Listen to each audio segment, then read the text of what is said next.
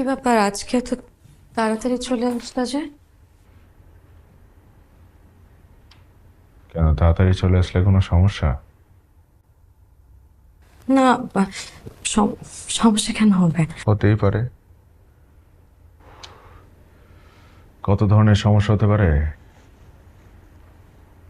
প্রাক্তন প্রেমিকের সাথে দেখা করতে, প্রেম করতে, ইন্টিমেট হতে পারে না, অনেক ধরনের সমস্যা হতে পারে। কি আমার তেমন বলতেছে সব? আবল তাবল বলতেছি? হ্যাঁ, আমি আবল তাবল বলতেছি?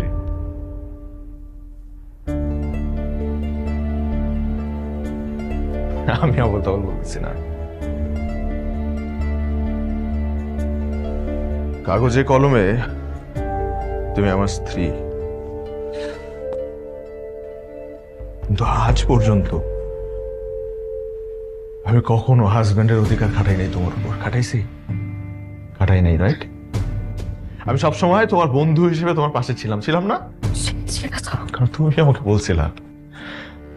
বলছিলা বন্ধু হয়ে তোমার পাশে থাকতে, আমি ছিলাম।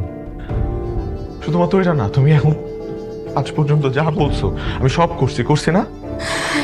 আমি তোমাকে বোঝার চেষ্টা করছি, তোমার ইমোশন বোঝার চেষ্টা করছি, তোমার ভালোবাসা বোঝার চেষ্টা করছি, কিন্তু যে ভালোবাসা আমার জন্য কোনো ছিলই না। কি বলতেছো তুমি এগুলা? ঠিকই বলতেছি আমি। ভুল কি বললাম? আমার সবটুকু ভালোবাসা বিসর্জন দিয়ে আমি তোমার পাশে ছিলাম। তুমি বুঝতে পারছো এটা আমার জন্য কতটা কষ্টের? আমি তোমাকে বলেছিলাম না যে কখনো যদি রুশো তোমার জীবনে ফেরত আসে,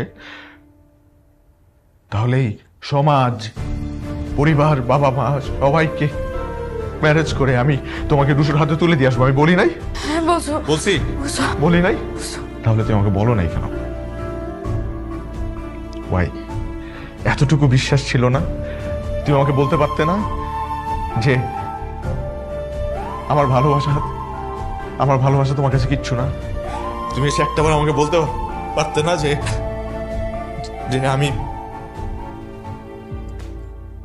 রুশোর কাছে চলে যাব, আমার ভালোবাসা হেরে গেছে? তুমি বলতে পারতে না একটাবারও? কিন্তু তুমি বলো নাই। তুমি না বলে কি করছো? তুমি আমার পিঠ পিছে আমাকে মিথ্যা কথা বলে রুশোর সাথে হোটেলে গেছো দেখা করতে। না না না, দেখো তুমি যেটা মনে করতেছো এরকম কিছু না। শোন শোন, কি মনে করতেছি আমি? প্লিজ শোন। আমি নিজের চোখে দেখছি। একটা